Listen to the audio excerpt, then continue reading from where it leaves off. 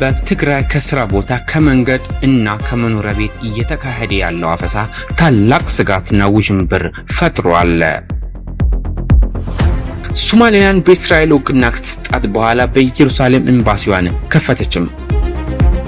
የኢራንና የእስራኤል ስምምነት የ300 ቢሊዮን ዶላር ፈንድ እንደሚያካትት እና ከግማሽ በላይ መከፈሉን ምንጮች ለሮይተርስ ተናገሩ። ዋይት ሃውስ ላይ በስናይፐርና በድሮን ጥቃት ለመፈጸም ያለመ ቡድን መያዙን ኤፍቢአይ አስታወቀ። እነዚህና ሌሎች ተጨማሪ መረጃዎችን አስተናግተናል። ይከታተሉ። ታማኝነት ላለውና ለፈጣን መረጃ ኤቢኤን ዜናን ምርጫው ያድርጉ። ጌታዬ ቃል ማንደፍሮት ነኝ። ኤቢኤን የዜና ቻናልን ሰብስክራይብ ማድረጉን አይርሱ። ቀጣይነት ላለው መረጃ የደወል ምልክቱን ይጫኑ። በትግራይ ከስራ ቦታ ከመንገድ እና ከመኖሪያ ቤት እየተካሄደ ያለው አፈሳ ታላቅ ስጋትና ውዥንብርን ፈጠረ። የትግራይ ክልል ሰላምና ጸጥታ ቢሮ በትግራይ የተመለመሉ ወጣቶችን ለስራው እያሰለጠ መሆኑን ለቢቢሲ ትግርኛ ገልጾ የምልመላ ሂደቱን ግን በክልሉ መንግስት እንደሚፈጸም ተናግሯል። ቢቢሲ ያነጋገራቸው በክልሉ የተለያዩ ከተሞች የሚኖሩ ወጣቶች ከስራ ቦታቸው፣ ከመዝናኛ ስፍራ እንዲሁም ከህዝብ ትራንስፖርት ላይ በግዳጅ ተወስደው ወደ ተለያዩ ካምፖች መላካቸውን ተናግረዋል። አስቀድሞ ሰብአዊ መብቶች እንዲሁም የኢትዮጵያ መንግስት በበኩሉ የትግራይ ጸጥታ ኃይሎች በክልሉ መጠነ ሰፊ አፈሳና የግዳጅ ወታደራዊ ምልመላ እያካሄዱ መሆናቸውን በመጥቀስ መግለጫ ማውጣቱ ይታወሳል። የሰብአዊ መብት ተሟጋቾች ድርጊቱ ይፈጸምባቸዋል በሚል ከዘረዘሯቸው አካባቢዎች መካከል ሰሜን ምስራቅ ዞን፣ ማዕከላዊ ዞን፣ ምስራቃዊ ዞን ይገኙበታል።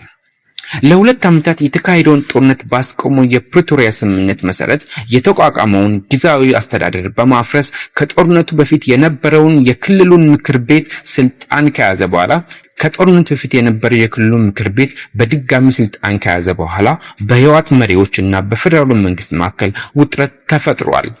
ተመልሶ ስራ የጀመረውና ፈርሶ የነበረው የትግራይ ክልል ምክር ቤት ህጋዊ የፓርቲ እውቅና ከተሰረዘበትና የህወሓት ሊቀመንበር ደብረጽዮን ገብረ ሚካኤል የክልሉ ፕሬዝዳንት አድርጎ የሾመ ሲሆን የጊዜያዊ አስተዳደሩ ፕሬዝዳንት ያሉበት ሁኔታ እስካሁን በይፋ አይታወቅም። በዚህም የተነሳ በክልሉ ሌላ ዙር ግጭት ሊቀሰቀስ ይችላል የሚል ስጋት የፈጠረ ሲሆን የግዳጅ ወታደራዊ ምልመላ እየተካሄደ መሆኑን ነዋሪዎች፣ የፖለቲካ ፓርቲዎች እና የሰብአዊ መብት ተሟጋቾች በመግለጫቸው አመልክተዋል። በተጨማሪም በደብረ ጽዮን የሚመራ የክልሉ መንግስት በቅርቡ ይፋ ያደረገው ረቂቅ እድሜያቸውና የጤና ሁኔታቸው የሚፈቅድላቸው ማንኛውም የትግራይ ተወላጆች የክልሉ መንግስት የሚያቀርበውን የክተት ጥሪ ተቀብሎ የመሳተፍ ብሔራዊ ግዴታ እንዳለባቸው ይደነግጋል።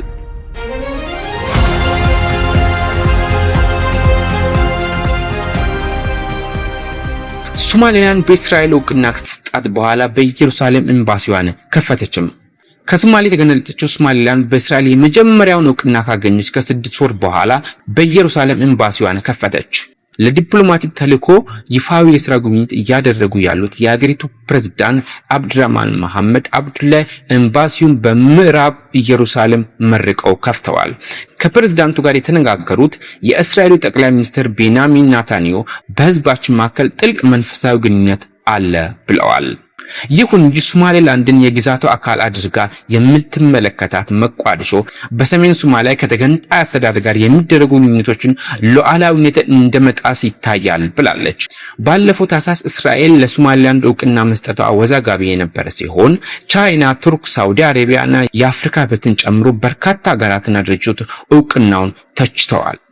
ይሁን እንጂ ከዚህ በኋላ እስራኤልና ሶማሊላንድ ግንኙነታቸውን አጠናክሮ ኤምባሲ ፈት መድረሱ ብዙዎቹን አስቆጥቷል። በጎርጎሮሳውያን አዲስ ዓመት ጅማሮ አካባቢ የእስራኤል ውጭ ጉዳይ ሚኒስትር ጌዲዮን ሳር በሶማሊላንድ ዋና ከተማ ሃርጌሳ ይፋዊ ጉብኝት አድርገዋል።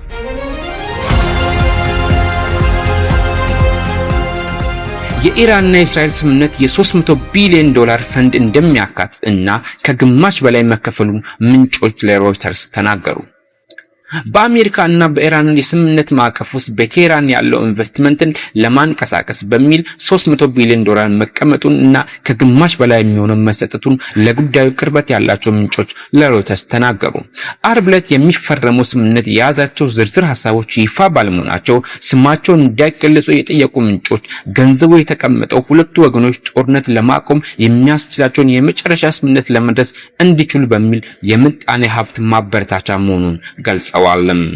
ከዚህ ቀደም ሮይተርስ ለኢራን ስለሚሰጠው ገንዘብ የዘገበ ቢሆንም የአሜሪካ ባለስልጣናት ግን ጉዳዩን አስተባብለውት ነበር። የአሜሪካና ኢራን ባለስልጣናት እሁድ ዕለት ጦርነቱን ለማቆም የሚያስችል ማዕቀፍ ላይ መስማማታቸውን መንገራቸው ይታወሳል። እስራኤልና አሜሪካ የካቲት 21 2018 ቴህራን ላይ ጥቃት ከከፈቱ በኋላ በምላሹ በመካከለኛው ምስራቅ ካሉ ሀገራት መካከል ባለ ግዙፍ ኢኮኖሚዋ ኢራን የዓለም 1/5 የነዳጅና የተፈጥሮ ጋዝ መተላለፊያ የሆነውን የሆርሙዝ ወሽመጥ መዝጋቷ ይታወቃል። አዲሱ ፈንድ የግል ኢንቨስትመንት ማሳለጫ እንደሚሆንና ምንም አይነት የመንግስት ገንዘብን እንደማያካትት ተገልጿል። አክሎም ገንዘቡን ለመስጠት መቀመጫቸውን አሜሪካ፣ አረብ ሰላጤ ሀገራት፣ ኤሲያ፣ ደቡብ አሜሪካ እና አፍሪካ የሚገኙ ኩባንያዎች ቃል መግባታቸውን ተናግረዋል። ባለሀብቶቹ ማለኛቸውን የሚያፈሱት በኢነርጂ፣ ሎጂስቲክ፣ ማኑፋክቸሪንግ እና ትራንስፖርት ላይ መሆኑን ምንጮች ጨምረው ለሮይተርስ ተናግረዋል። ለመልሶ ግንባታና ለልማት ፈንድ በሚል ስያሜ ይሰጣል በተባለው ፈንድ የቀጠናው ሀገራት በተለያዩ መንገዶች እንዲያዋጡ ይደረጋል ሲሉ ምንጮች ተናግረዋል። ይህ ፈንድ ቀጥታ በጦርነቱ የወደሙ ቦታዎችና መሰረተ ልማቶችን መልሶ በመገንባት ላይ ይውላል ተብሏል። ባለፉት 4 ዓመታት አንድም የውጭ ኢንቨስትመንት ወደ ኢራን ያልመጣ ሲሆን የዓለም አቀፍና የአሜሪካ ማዕቀቦች ሀብቶቿን እንዳይንቀሳቀሱ አድርገው ቆይተዋል። ኢራን በዓለም ላይ ሁለተኛ ግዙፍ የተፈጥሮ ጋዝ ክምችት ያላት ሲሆን በነዳጅ ዘይትም ክምችቶቿ 4ኛ ላይ ትገኛለች።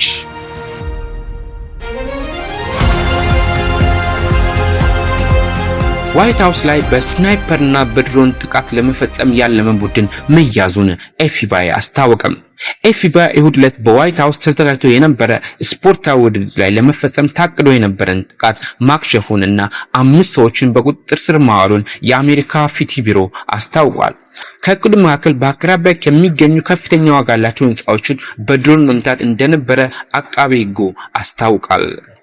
አንዱ ተጠርጣሪ ባለፈው ሳምንት በኦሃዮ በቁጥጥር ስር የዋለ ሲሆን መርማሪዎች አብሮት ካሴረው ግለሰብ ጋር የተለዋወጣቸውን እንዳይነበቡ የተደረገ መልእክቶችን ማግኘታቸውን ገልጸዋል። አቃቤ ሕጉ በክስ መዝገብ ላይ ዋልተረገጥ የሃይማኖት አስተሳሰብና ጸረ መንግስት አመለካከት እንደታየባቸው ገልጸዋል። የኤፍቢአይ ዳይሬክተር ካሽ ፒተል ታቅዶ የነበረው ጥቃት በበርካታ የመንግስት አካላት ጥረት ከሽፏል ሲሉ በማህበራዊ ሚዲያ ገጻቸው ላይ ለጥፈዋል።